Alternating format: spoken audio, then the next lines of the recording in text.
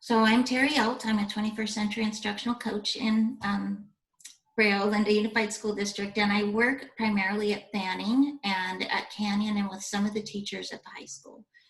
I have been fortunate enough to work with most of the teachers in the district, and I just am really proud of what I've seen everybody doing these last few weeks and really stepping into unknown territory for all of us. Today, we're going to focus on fostering communication and boosting collaboration and providing timely feedback. I will be reviewing the assignments and organization, but it'll be pretty quick. If you have any questions at all during any time, please feel free to speak up. I am looking at the slide deck and I don't have a split screen, so I won't be able to see you. Just go ahead and interrupt me and I'll be happy to answer your questions. We will have a question and answer time afterward, and I will do the modeling afterward. And so if you feel like I'm going a little bit fast, remember that you will have access to the slide deck, you will have access to the recording, and I will be doing questions and answers and modeling after the slide presentation as well. So we can take it a little slower individually then. Just a quick review. When you go into Clever and then you enter Google Classroom, you will see all of the classrooms that you are a teacher in and also a student in. I'm a student in this particular class here, Mrs. Johnson's, and I'm a teacher here in the Google Classroom 2.0. You can see this Cindy Johnson is the main teacher for Mrs. Johnson's class, and this shows how many students I have in my class. I'm going to go ahead and I want to show you a really great time saver. Now, this is a really good tip for secondary teachers, and it can also be used for elementary school teachers because you can reuse your Google Classroom year after year. And so when you are here on this menu, if you click this little 3-dot menu and click copy, it will create an exact copy of your classroom, including all of the assignments that you did for the entire year. So if you want to use the same assignments next year, you can just create a copy. They're all saved as a draft, and then you can schedule them to be assigned at a particular time. And then you can decide whether you want to reuse them or delete them. But that can really be a time saver so that once you've set up your classroom for 1 year, the following year you won't have to do all that work again. And I just want to do another quick review of navigating in Google Classroom. So your work navigation bar is up here at the top, and there are 4 tabs. The stream is where you'll do, where you'll do most of your communication to your students, and all of the notifications for assignments and questions from students are posted in the stream. The classwork tab is where you'll see all of your assignments posted. You can see that these assignments that are blue have already been posted and assigned, and the ones that are in gray are in draft form. The people tab is where you'll see the teachers that are a part of your classroom. You can add as many collaborators as you'd like to be teachers in your classroom. And then you also see a list of your students and your guardians, if you've included the emails for guardians, which we'll talk a little bit more about later. And then the final tab is the grades tab, where you'll see all of the assignments that have been posted. The ones that have been turned in have the total number of points available, and then you fill in the points after you've graded the assignments. I want to talk a little bit about the stream, because the stream can get really, really busy. It is set so that all announcements and all assignments will post in the stream, and you'll end up, very quickly having a lot of postings on the stream. So another tip is for you to streamline the stream by going into the settings tab in the top right. This is the class settings. And then you click on hide notifications. And what that's going to do is it will hide all of the assignments in the stream so that you only see announcements. And let me show you an example of that on my classroom. Hold on. Hold 1 second, let me get it open.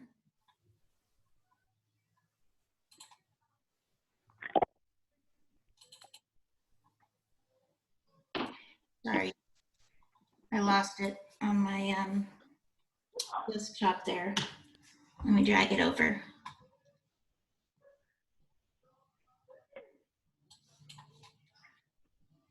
Thank you for being patient with my technical difficulties. All right.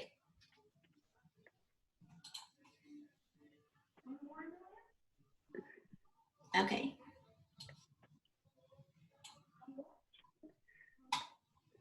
There we go. So now you can see on my stream, I have it set for just notifications.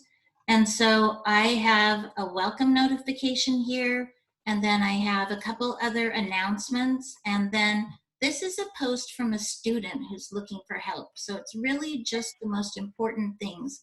If I change that setting in Classroom back to show attachments and details, take a look at what the stream looks like then. It has every assignment posted, all of the resources, all of the questions, and all announcements. And you can see that the announcements could get lost in the stream. So I think that a really good tip is to, in those settings, turn off hide notifications and just use the stream for important announcements only and questions from students.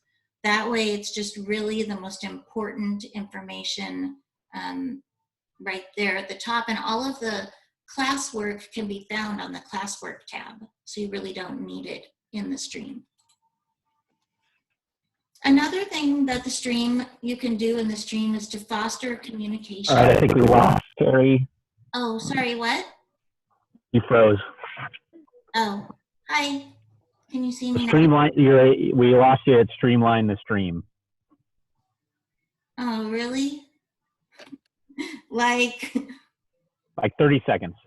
Okay, but you got the main tip about the stream. Yeah, let me close a few of my tabs to make sure that I am not using too much memory. All right.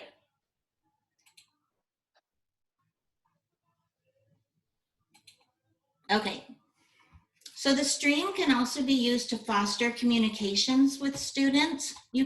This is where, if you make the settings so that students can post in the stream, then they can ask questions. And many secondary teachers use this feature because students will help each other. For instance, here, this particular student posted a question: does anyone have the outline for the autobiography in digital format? And another student replied that they had one and sent it to their email. And then that way students can be supporting each other, and you don't always have to be the only problem solver in the classroom. So if you allow students to ask questions to get help from their peers, it can make things a lot easier for you and for them. This is also done in the class settings area. You just click on that little cog, and it's right down under general where it says students can post and comment. And of course, you can also set it so they can only comment, and you can also set it so just you can post or comment. If you decide to have the students post, be sure to set those expectations in advance, because you really want to be sure that they're using it in a productive manner and not just to be social. Sure. Okay. Another way that you can foster communication in Google Classroom is using email, and that is done on the People tab. And it's set up really easily for you to be able to email your students. When you set up your Google Classroom, you can either add your students individually, or you can also import the roster from Aries, which will import all of their email addresses. Then if you'd like to email all students, you just click the check mark to email all students, or you can check mark individual students. You click on email, and it'll automatically create an email that blind copies the students. And then I always enter my name on the to line, and it just sends me a copy of the email that I sent out. In addition, on the People tab, you can foster communication between parents and guardians by inviting guardians. If you have a list of email addresses, you can add guardians by clicking on Invite Guardian, and then enter their email addresses. You can also import this from Aries, and I'll have a handy sheet or video available for you after the webinar. And then you just click on Invite, and that then gives you the option to add Guardian email summaries. And I'll show you an example of the Guardian email summaries. If you want to add all of the classes you teach to have Guardian email summaries for these guardians, you can just check mark the box and then click Add Class. And then you can either email the guardians separately, similar to how I showed you with the students. And this is an example of, you can also email them individually by clicking the three-dot menu and email the guardian. And it'll make an email for you with their email address.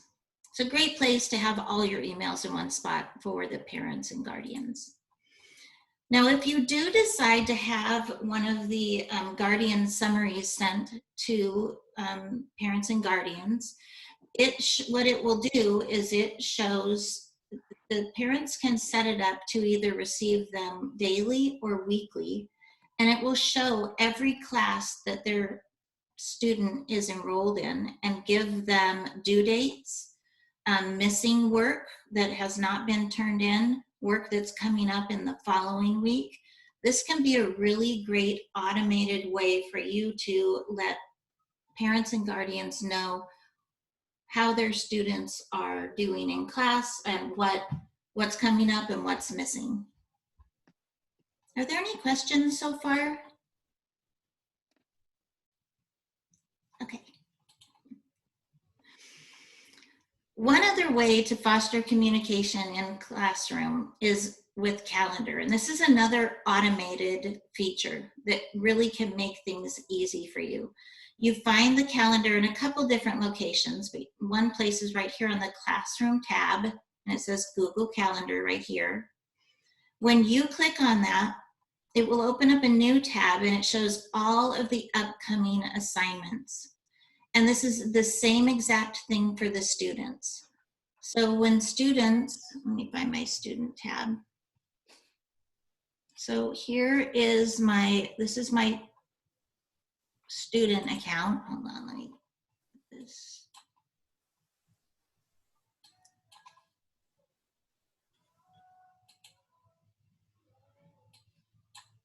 Okay, there. When I click here on Google Calendar for my student, a calendar opens, and then it will show all of the upcoming assignments due for that particular student. So it's really a nice feature for both you and for the students. And it's all automated. Every time you create an assignment, it will create the due date in the calendar.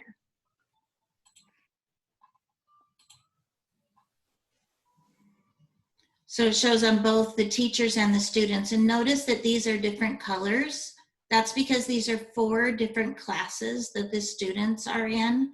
I really think that this is very helpful for students in secondary because they can really kind of manage their workload this way too, by seeing, oh, I've got 3 assignments due on Friday, but only 1 Thursday, so I should probably be working on those, you know, on Thursday as well, rather than waiting till the last minute.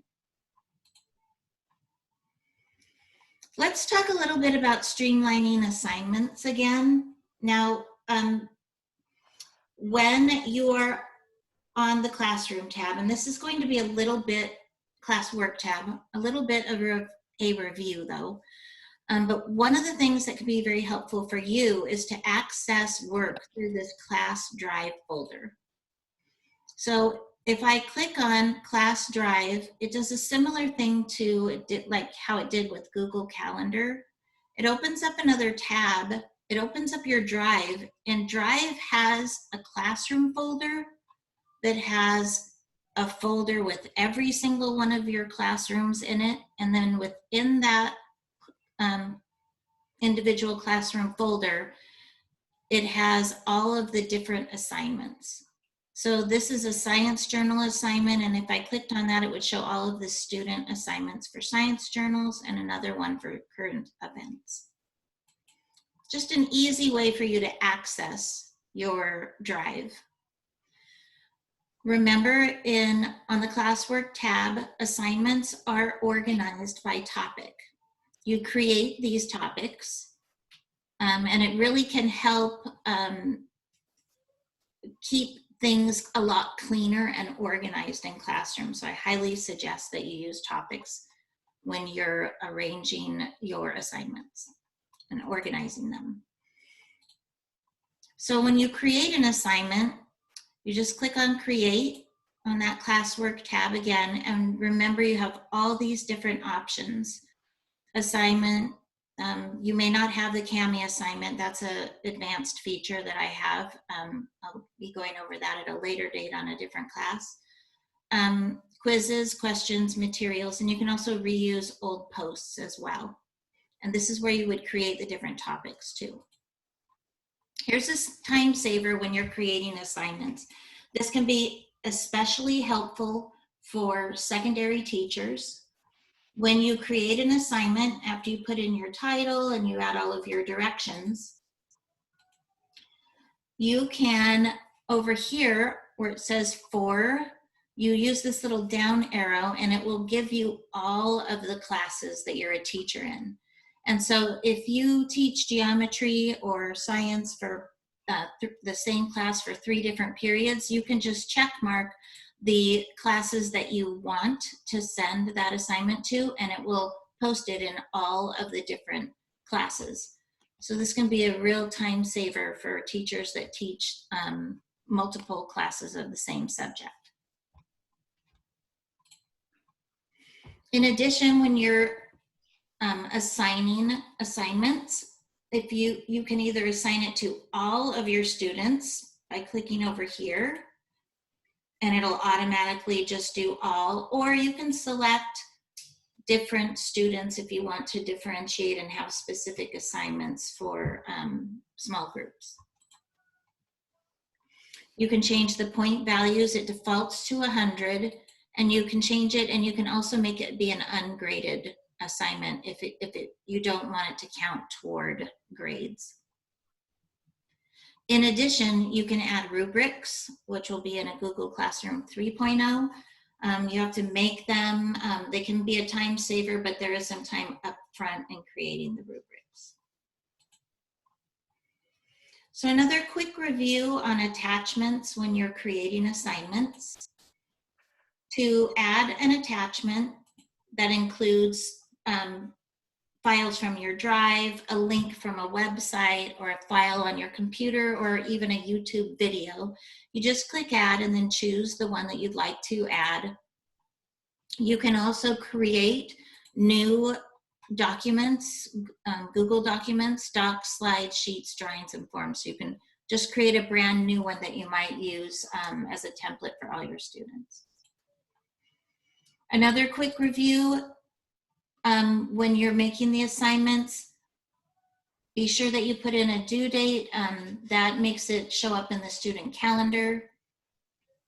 Choose your due date. You can even choose the time. If you choose a time, then it shows on a particular time on the calendar. If not, it looks like an all-day event at the top. And then also be sure that you're using the topics to organize, because it makes it a lot cleaner to see and find the assignments in the classwork tab. Another handy tip is when you are, after you've finished creating your assignment, you don't need to click assign right away. You can save the draft and then go in and assign it at a later date. And that way it won't show up on the student side right away. It will show up when you actually click assign. And in addition, you can also schedule, you can also schedule assignments where you just click on schedule, and you can choose a date and time when it will post to the classroom. Okay, sorry, I'm gonna go back here. All right, are there any questions about assignments before I move on? Okay. All right, so another thing that Google Classroom does a really great job with is providing timely feedback for both you and students in terms of whether they've completed assignments, what their points are, and providing grades as well. So this is, you can see here that I am on the grades tab, and this is a list of my class, my students, and these are all of the assignments that are posted with the due dates. The ones that have scores or the total score possible are the ones that the students have opened. If there's nothing, that means that they haven't even opened the assignment yet. And then you can go in, you can go in and change the scores here manually. And then you can also score it by going, actually, for quizzes, let me show you that again right here. Here I have a pop quiz that I made in Google Forms. And you can automatically score those. The students complete the Google Form quiz. And then when you look at the quiz assignment, you'll see how many students have turned the quiz in or completed it. And then when you open that assignment, you can click on Import Grades. And what that does, it will import the grades from the pop quiz. If there are already grades in there that you manually put in, it will overwrite them if they're different.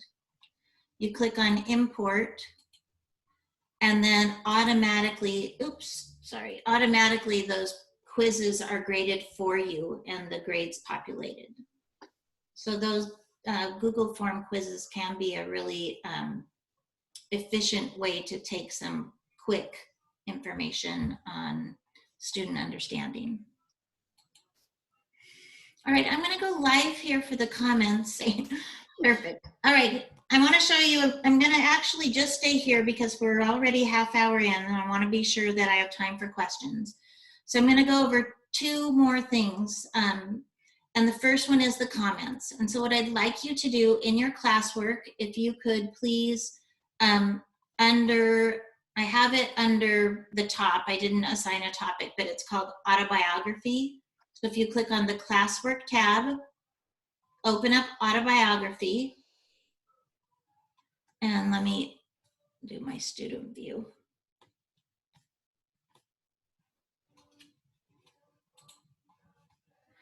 And then when you click on autobiography, it should expand it, and then click on the document that says your name and then autobiography.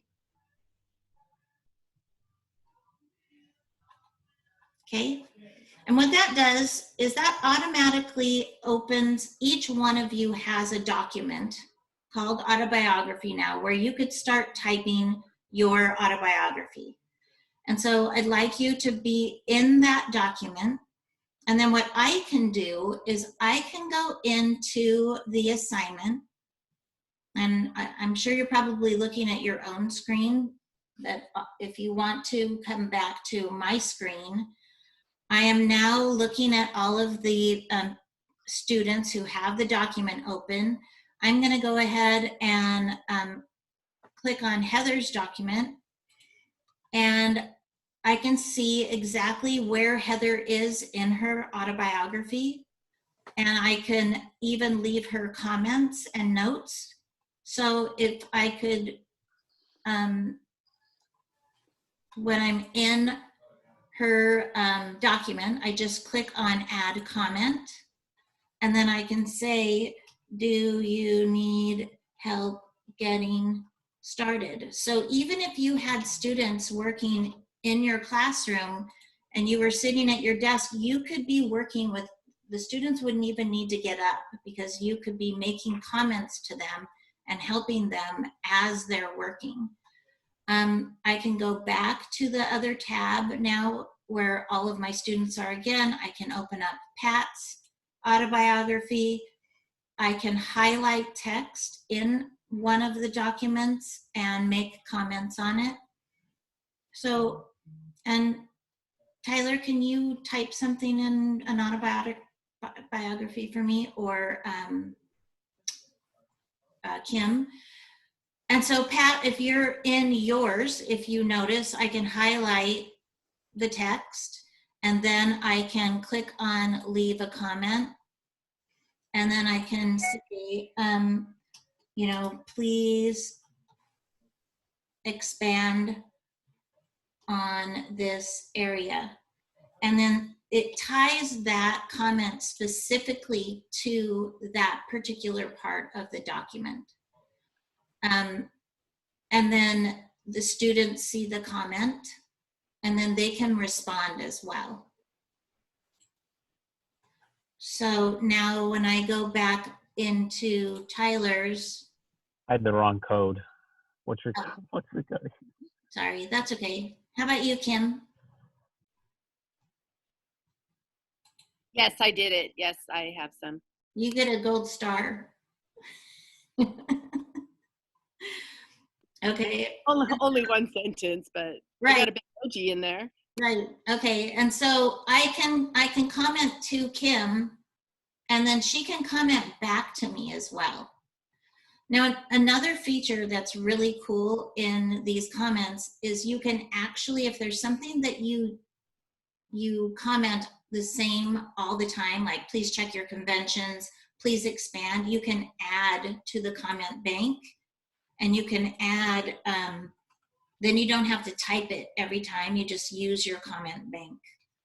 So if I have please expand, I can highlight her text and then use the please expand comment. Copy to clipboard, and then comment. And then, are there any questions about comments? Because there's actually a lot more that you can do with this in terms of resolving, like when you tell a student to do something and then whether they've done it or not, you can check the history, you can look at all of your comments. There's a lot more to this, but I just kind of wanted to give an introduction. What's the difference between the comments over in the document and then the private comment on the right side? On here? Over in the white column on the right. This over here on the right where it says comment bank? But they're usually, when I look at it, for my kids, I see a thing that says private comment here, which is different than the comments on the paper. I just want to know if there's a if the kids see it differently, or if you're, I think what you might be talking about is if you are in your classroom and change it to my assignment, to me. Okay. Instead of Kim. See over on the right where it says private comment down at the bottom. How's that different than the one in the document? If you are on a shared document, let's say that you, Kim, and Tyler and I were all working on the same document, I could type at Pat or P Humphrey, right? Isn't that right, Tyler? Is that how that works? I think it's plus. Okay. No, I think you do the at, and it turns into a plus sign once she types. Yeah, it might. Right, Once because you post it. this isn't a collaborative document. I think that the private comments are when you're trying to direct it to one person on a collaborative document. Okay. Okay. Which is the next thing, the one other thing that I'd like to show you today is a collaborative document, so that I can wrap this up. So I'm gonna go back to Classroom, and I would like you to go back to the Classroom too. I have an assignment under the Classwork tab. And this one is called a collaborative slide deck. And I actually have 2 different collaborative assignments on this particular classroom that you're welcome to kind of look at later. There's a collaborative slide deck, and then also under math, there's an assignment called YouTube Circles. The assignment under YouTube Circles will open up a collaborative Google Sheet where everyone can be writing on the same Google Sheet. And the collaborative slide deck, which I'd like everybody to go ahead and open now. If you click on the slide deck, my directions are add your name to a slide, add an image that represents how you feel during this day at home time, and then title your image. And when I open it, I've made this so that everyone in the class can edit the same slide deck at the same time. So as you all begin to open that slide deck, we should see all of the different collaborators showing up on the top. Please tell me you can open it. I don't see Well, the. I got lost and had to refresh. What am I opening up again? Go to, here, hold on. I hope. Yeah, I'm lost there too. Sorry. Okay, so up on classwork, up at the third from the top down, there's an assignment called collaborative slide deck. Make sure I have that. I don't see it. I don't have that. Are you in the right classroom? I think so. There's Google Classroom 2.0. Right, so if you click on the classwork tab, up at the very top, you should see autobiography, write one word, and then collaborative slide deck. Nope. What are the benefits? Yeah, what are the? It's learning.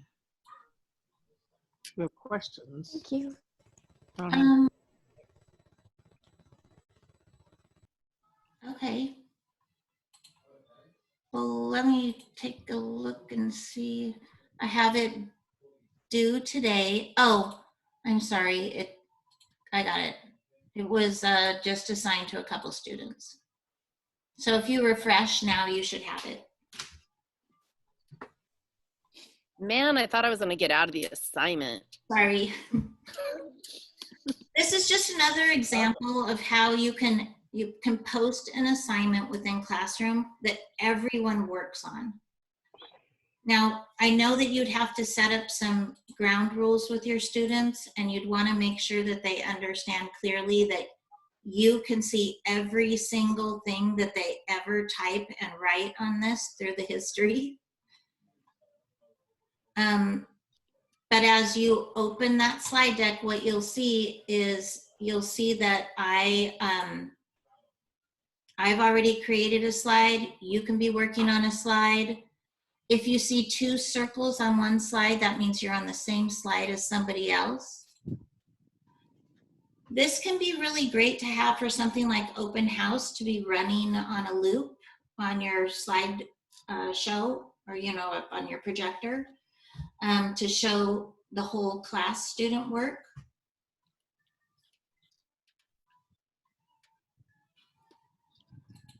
Great. So yeah, I see Heather. Heather's got her beachy picture up there. I have done nothing but eat the entire time I've been home. So I feel kind of like a little manatee right now. And that's why I had my picture of the manatee in there. But just another way that you can post collaborative assignments. Now, I'm going to wrap this up so I can take any questions and then help anybody who might want me to go through this again. But before I do, I just want to direct you to the math portion on that classwork tab.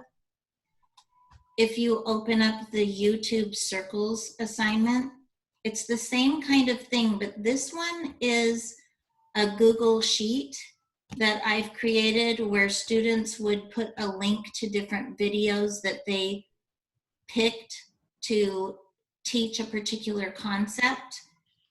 And then they would explain why the video, why they chose that video. And then the whole class has access to these links then. So it can be a really great way for students to share resources with each other.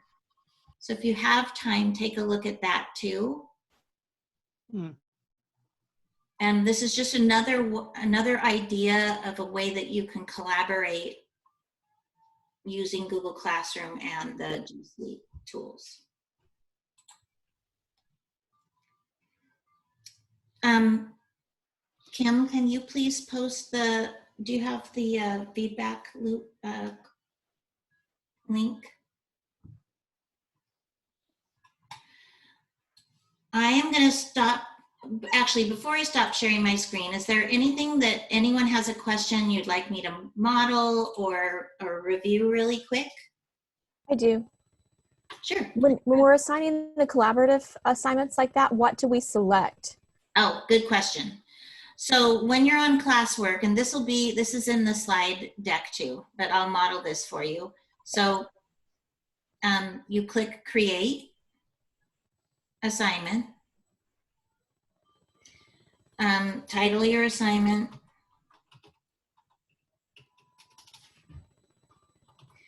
And then now there's a couple different things that you can do.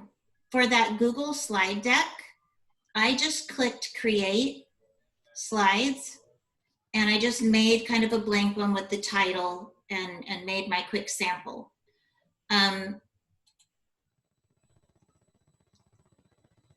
So you can see it opens up another tab with the slide deck on it. Let's just pretend I'm kind of doing the same one.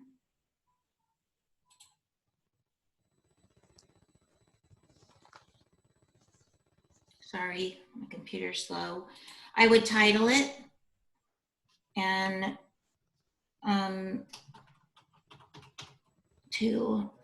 and then when I come back over here to this tab, you can see it's created this here. It says untitled right now, but it's not really. The main thing that you have to do for the collaborative slide decks is everyone has to be on Students Can Edit this file. That's how it would be a collaborative assignment. Now, if you wanted each student to have their own slide deck that they were making, then you would choose make a copy for each student. That's what I usually do, yeah. Right. And, you know, so often I forget to change it, and then it ends up being kind of a problem. So this is definitely something you have to try and remember, is to either have it set at Can Edit for collaborative work and make a copy for individual work. And then you just assign. Now, if you have small groups that are working together collaboratively, usually what I would do is I do make a copy for each student. I would have one person in the group open the slide deck and then share it with the other members of their group. Does that make sense? Yes. Any other questions? I have a question. I have a previous Google Classroom from last year, Mhm. and I was wondering, it was back when I was a long-term sub, so I was wondering how could I delete that Google Classroom from? Okay, so you just go back to all your classes. Mhm. And then if you want to delete a classroom, you just use this little 3-line menu right here and click on archive. Oh, okay, perfect. And And then for if we invite guardians, are the guardians able to see the other students in the class?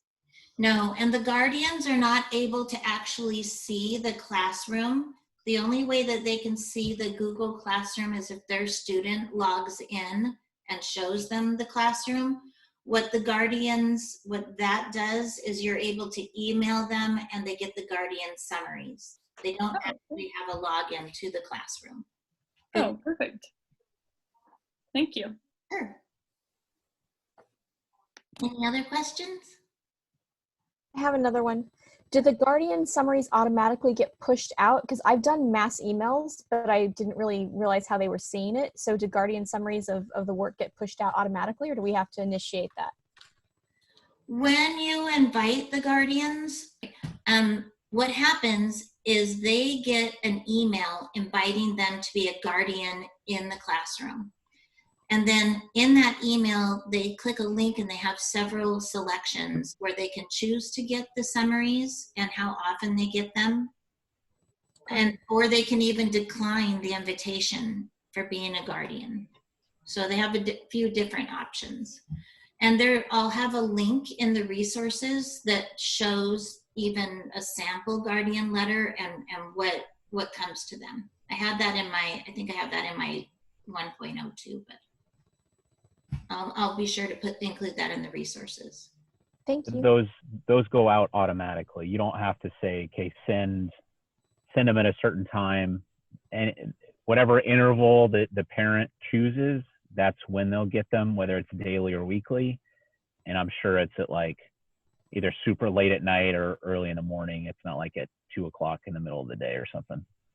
Cool. Thanks. And one of the things you really want to be careful of is when you're making assignments to put in the due dates, because if you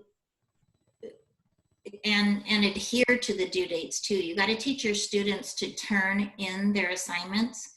Even if they finish the assignment and you've looked at it and given them a grade even, if they haven't clicked turn in, then it will look like that assignment is still missing and it will show up on the Guardian summary as missing. We also, in Clever, you'll find a link to parent and student resources, and there are student pages about how to use Google Classroom in there if you need those for your students. Any other questions? If you'd like to stay on and you need any modeling, I'd be happy to model any other steps for you. And if you'd like any one-on-one lessons, feel free to email me or your instructional coach at your site. But we're all here to help you, and we're all happy to help you one-on-one or on these webinars like this as well. Cool. Thank you. All right, thank you, everyone.